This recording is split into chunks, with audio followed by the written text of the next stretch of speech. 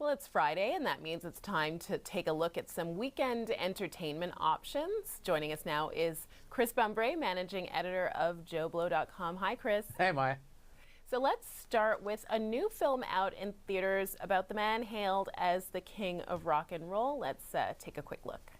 We're caught in a trap. I can't walk out because I love you too much, baby.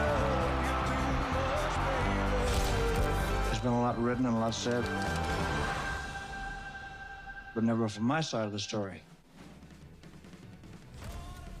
So this is a concert film called Epic, Elvis Presley in Concert. I saw a review in the New York Times called it fun and revealing. So Chris, your thoughts on this film? I think that this is the closest that you and I are ever going to get to seeing Elvis Presley in concert. It was shot for the IMAX screens. It's playing in IMAX at the Forum, actually.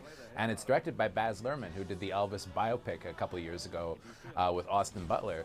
And this is kind of, I guess, continuing his Elvis obsession, but it's all been completely remastered, and the sound is incredible. There's not much. It's not much of a documentary because there's not much behind-the-scenes footage. It's really just focusing on Elvis's different performances. But wow, you watch this and you really have to respect what a presence and how dynamic he was in person. Like I said, the closest I think we'll ever get to seeing him in concert. I mean, definitely because he's dead, but you know.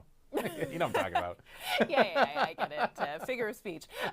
Okay, so moving on to another new movie called How to Make a Killing with Glenn Powell. You say there's been a lot of hype around Powell, but movies not performing so well in theaters. So do you think this could be the one that makes the difference? In short, no. I think it's kind of a strange choice for a follow-up to The Running Man. So in it, he plays a guy who's in line to inherit a fortune, but he's ninth in line, so he decides to start killing off some family members. And believe it or not, he's actually the hero of the film, which is a very strange choice. You know, Glenn Powell, the thing is, he's very likable, and he kind of turns that up to 11 in this movie. But to me, he doesn't have the star power that, you know, the best kind of rising star has. In fact, if you watch this movie, you see him play opposite Margaret Qualley a lot, and I think that Qualley completely walks away with the film. She has the edge that he doesn't have. I think this is a case where Hollywood has just kind of decided that somebody was a movie star before the public actually decided it, and they've kind of been shoehorning him into these movies that he's not really suited for. I don't think he's a bad actor. I just think his material has not been great. Okay, interesting.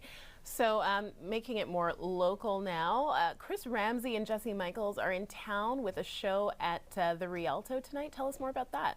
Okay, so are you a UFO believer? Putting you on the spot. Yeah, that's quite a loaded question. I'll leave that one alone. Go on. So yeah, okay. Well, that's kind of what it's about. It's called It's Just a Coincidence, and it's about UFOs and strange encounters, and it's a lot like a show that used to air in Montreal called Coast to Coast back in the day, all about paranormal obsession. And Chris Ramsey, he's a magician turned kind of UFO, obsessive, and same thing with his co-host. And it's a wild show. I watched some clips of it on YouTube.